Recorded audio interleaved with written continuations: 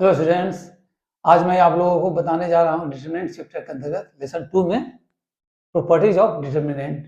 तो इसके लिए मैंने एज्यूम किया हुआ है लेट डेल्टा बी डिटरमिनेंट। तो फर्स्ट प्रॉपर्टी को देखें। फर्स्ट प्रॉपर्टी है the value of determinant remains unaltered if its rows are change into columns, या फिर यूँ कहें columns are change into rows. This can be written as transpose of determinant is equal to original determinant. If any two rows or two columns of a determinant are interchanged, then resulting determinant is negative of original determinant. This can be written as delta R. ये delta R इसलिए लिखे हैं R stands for rows, मतलब रोज में अगर changes करते हैं तो, और ये है डेल्टा C अगर कॉलम में चेंजेस करते हैं तो delta R is equal to negative of original determinant, या फिर क्या है delta C equal to negative of original determinant. Third one है इफ टू रोज और two columns in a determinant have corresponding elements that are equal then value of determinant is 0।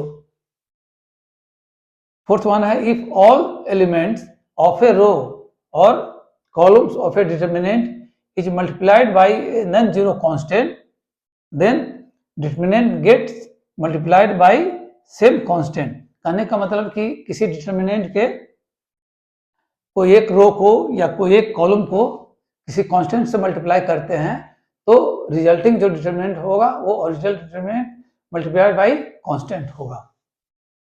Fifth one है if each element in a row और column of a determinant is written as sum of two और more terms, then determinant can be written as sum of two or more determinants. For example, अब देखिए ये determinant है जिसके elements हैं 1a a square plus m, 2b b square plus n, 3c c square minus k।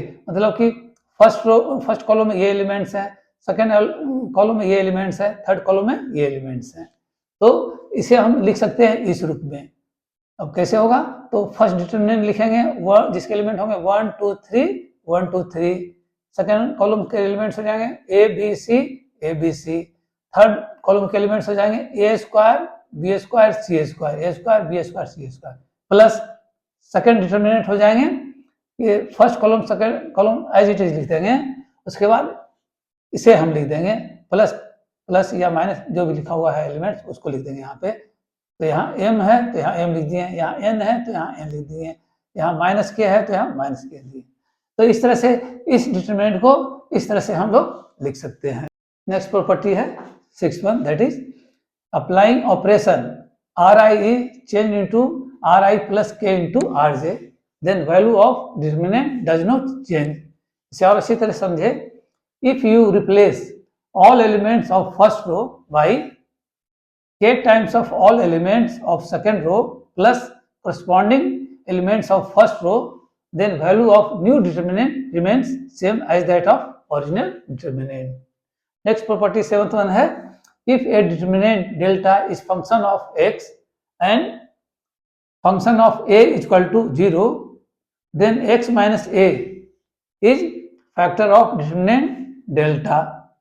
इसे और अच्छी तरह समझें, if two rows or two columns becomes proportional or identical for x is equal to a, then x minus a is factor of determinant.